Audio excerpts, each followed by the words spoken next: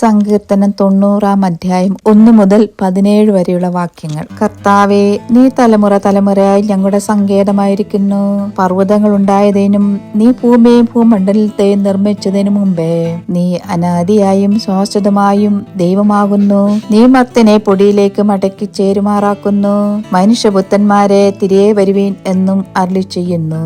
1000 സംവത്സരം നിന്റെ ദൃഷ്ടിയിൽ ഇന്നലെ കഴിഞ്ഞുപോയ ദിവസം പോലെയും രാത്രിയിലെ ഒരു യാമം പോലെയും മാത്രം ഇരിക്കുന്നു. നീ അവരെ ഒഴുക്കിക്കളയുന്നു. അവർ ഉറക്കം പോലെ അത്രേ. അവർ രാവിലെ മുളച്ചു വരുന്ന പുല്ലുപോലെയാകുന്നു. അത് രാവിലെ തഴച്ചു വളരുന്നു, വൈകുന്നേരം അത് അരിഞ്ഞു വാടിപ്പോകുന്നു.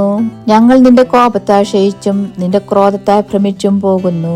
നീ ഞങ്ങളുടെ അകൃത്യങ്ങളെ നിന്റെ മുമ്പിലും ഞങ്ങളുടെ രഹസ്യ പാപങ്ങളെ നിന്റെ മുഖപ്രകാശത്തിലും വെച്ചിരിക്കുന്നു. ഞങ്ങളുടെ നാളുകളൊക്കെ നിന്റെ ക്രോധത്തിൽ കഴിഞ്ഞുപോയി. ഞങ്ങളുടെ സംവത്സരങ്ങളെ ഞങ്ങൾ ഒരു നെടുവീർപ്പ് പോലെ കഴിക്കുന്നു. ഞങ്ങളുടെ ആയുഷ്കാലം 70 സംവത്സരം, ഏറെയാൽ 80 സംവത്സരം. അതിന്റെ പ്രതാപം പ്രയാസവും ദുഃഖവും അത്രേ. അത് വേഗം തീരുകയും ഞങ്ങൾ പറന്നു പോവുകയും ചെയ്യുന്നു. നിന്റെ കോപത്തിന്റെ ശക്തിയും നിന്നെ ഭയപ്പെടുവാൻ തക്കവണ്ണം നിന്റെ ക്രോധത്തെ ഗ്രഹിക്കുന്നവൻ ആർ? ഞങ്ങൾ ജ്ഞാനമുള്ളൊരു ഹൃദയം പ്രാപിക്കത്തക്കവണ്ണം ഞങ്ങളുടെ നാളുകളെ എണ്ണുവാൻ ഞങ്ങളെ ഉപദേശിക്കണമേ.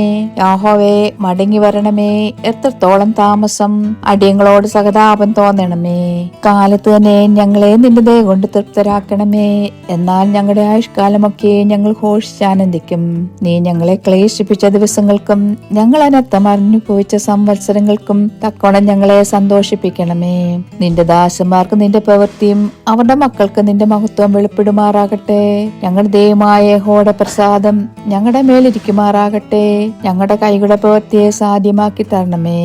അതേ, ഞങ്ങളുടെ കൈകളുടെ പ്രവൃത്തിയെ സാധ്യമാക്കി തരണമേ.